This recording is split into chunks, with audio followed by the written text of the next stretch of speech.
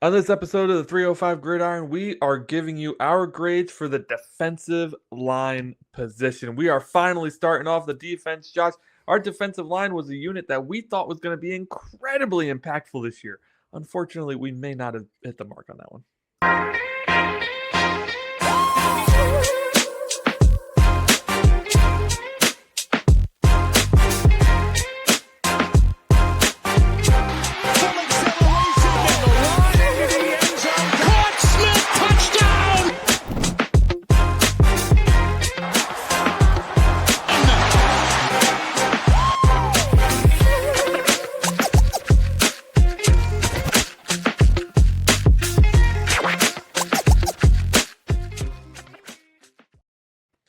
Welcome back to the 305 Gridiron. On today's show, we are grading the defensive line unit for the 2025 Miami Dolphins. But before we get into these grades, just a quick reminder, we have a goal of 150 subscribers by February 11th. So if you hit that subscribe button, you have a chance to win some Dolphin swag and some 305 Gridiron swag. So please hit the like button and the subscribe button. They're both absolutely free and they help us grow a ton. Josh, let's talk about these 5 players that we are analyzing here. We play a 3-4 defense, which means our defensive line is a bunch of big boys. 3 of them we drafted this year in this year's draft. So we're talking Zeke Biggers, Kenneth Grant, Benito Jones, Jordan Phillips, and Zach Sealer. Let's start at the bottom of your list with Zeke Biggers. This man was, believe, a 7th round pick. Had a lot of playing time for a 7th round pick or 5th round pick. He was a 7th round one. He had a lot of playing time for a 7th round pick. I ended up going ahead with a B on this one. How did you see his season play out? Yeah, I thought, Zeke Biggers, he played well when he was needed. He did not get a lot of playtime in my humble opinion. He only played in 9 games this year, 20 total tackles, 6 which were equated to 14 assisted and 6 solo. He did have 1.5 sacks, which I thought was great.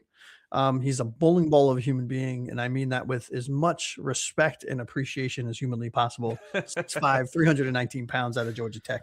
I gave him a C because I thought, again, it was a great season for a late round rookie who contributed enough. Yeah, it's funny because I think we flip-flop because in a previous show we talked about guys where you gave him a B because they're a 7th round pick. He did okay. I'm doing the same thing. He had a sack and a half as a 7th round pick. Didn't play a lot of football, but when he did, he was impactful. I'm excited to see these 3 grow together. That being Grant, Biggers, and Phillips. Very much so. So let's why don't we jump right into Kenneth Grant? I think for the 13th overall pick, to me, it was a bit of a disappointing season, but I'd love to get your thoughts on it. Yeah, I mean, I don't know what your grade is for him. I graded him a C. I am very high. I mean, I'm not super high. I don't think he's like Micah Parsons or Aaron Donald by any stretch. I was very happy with our selection of him out of Michigan in the 1st round last year. I understand hindsight being 2020, probably should have went with the tight end that went with the next pick. However, nothing we can do about it. So we're not going to cry over spilled milk. He played in 17 games, started 5 of them, 33 total tackles, 2 sacks, 1 pass defended. Look, defensive tackle is not an easy position to come from college into the NFL. I'm curious to see what he's going to be in year 2 because he'll have a full off season in an official NFL weight room with coaches, which is going to be all hopefully or mostly should be brand new coaching. And hopefully they're, whatever defensive coordinator our new head coach brings on board will not have our defensive linemen dropping into coverage too much because that is not Kenneth Grant's forte whatsoever. But again, I gave him a C. Yeah, I went with a C as well. I just thought the impact wasn't there. The impact that you need to get from a player drafted at that point of the draft. Teams are built around their 1st round picks. And I thought, at many times this year, I thought Phillips and Biggers outplayed him. And I know that, Grant got the majority of the playtime and those guys were a much smaller sample size. That is a very valid response to my criticism. But hey, you're the 13th overall pick. I expect you to come in and make an impact right away. Truth is, you couldn't beat out Benito Jones most of the year, who is just an average defensive tackle. So to me, that lands you in C, almost D territory. Hey, we're on point so far.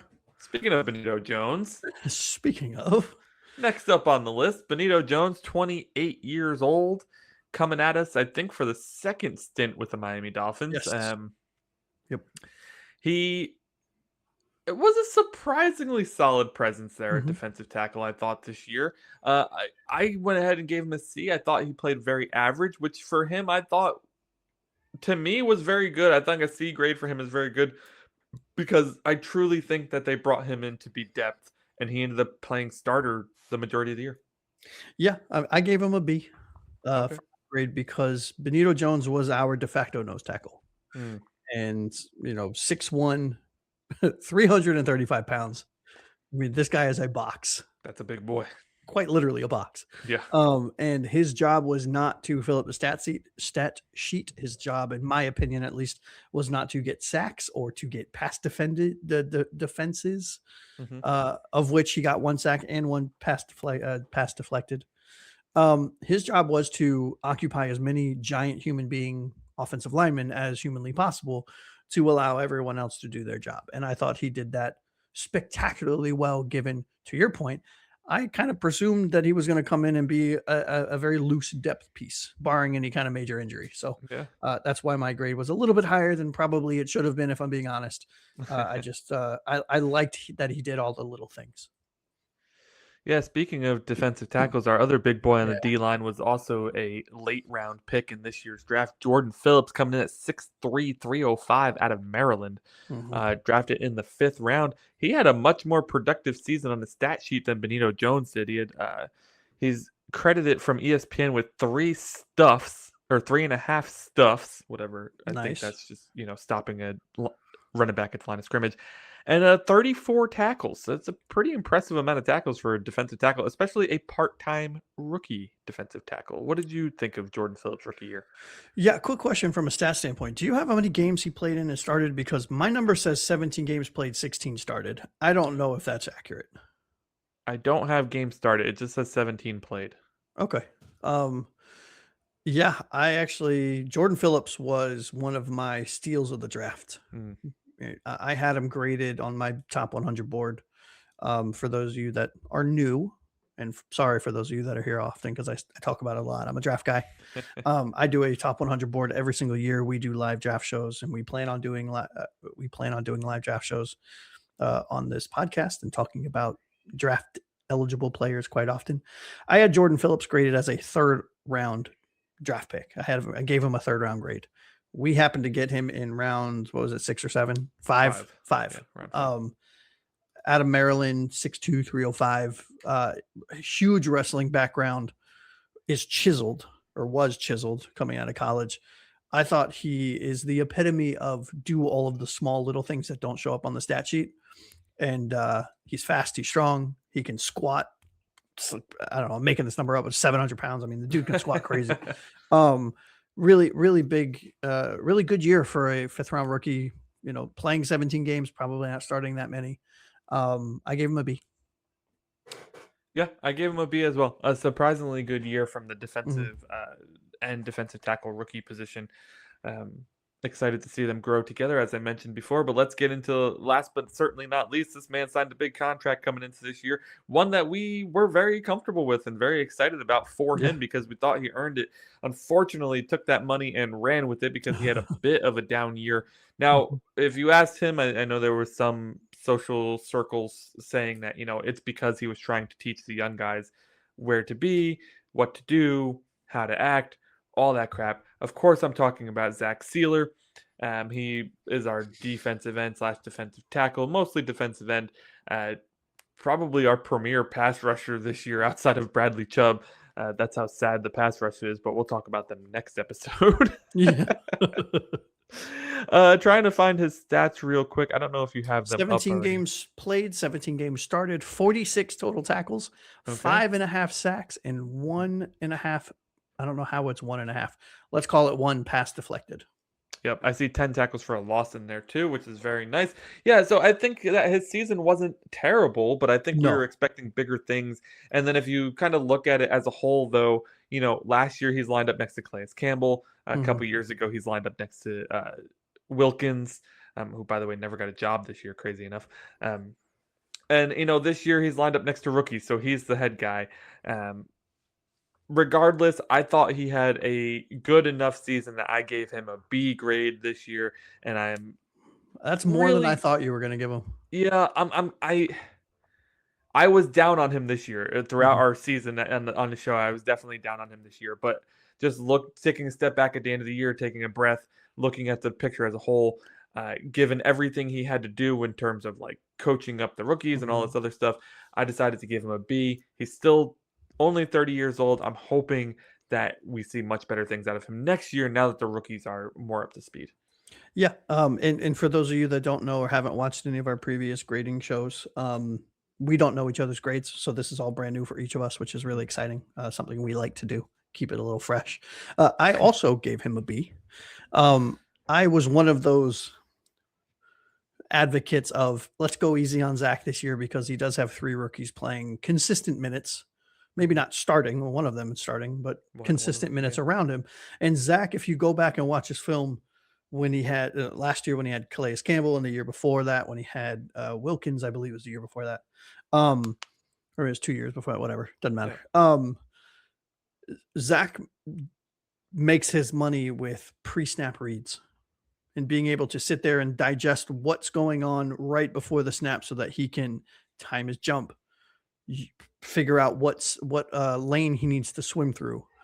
And because of the fact that he had multiple rookies, you could tell on film that he was not looking at the ball and not digesting the offense. He was sitting there saying, "Hey, you got to go over half a step," or "Hey, when Yeah. this guy does this, you got." So I gave him a little bit of grace. It was a down year. I am not letting him off the hook. 5.5 sacks for a player that just got a massive contract. That's not good enough Right. for a player that I believe last year didn't he have like 10 sacks or something like that for 2 years in a row? I will look real quick if you Yeah, want to it's keep something talking. I like know you're that. good at that part. Yeah, unfortunately, that's my wife. But I gave him a B as well. I think, it was slightly below the expectations that I have for Zach for whatever those are worth. I hold Zach in very high esteem and very high regard because of his play historically. 10 Um, sacks in each of the last two yeah. seasons. Yeah. So, obviously, 5.5 sacks this year is not what he wanted. Do I think he will produce much more and be a better contributor next year? Absolutely. Hope so. Yep. I hope so. Okay, so that's it for our defensive line grades, Josh. I think overall we gave this unit around a B, if I had to guess, Yeah. which is better than I thought we were going to give them, especially how disappointing they were compared to what we expected from them. Yeah, I think, it's on the surface. Yes, when you have the wherewithal and the ability to dig in, that's how you become okay. B. It could be better, but not so bad.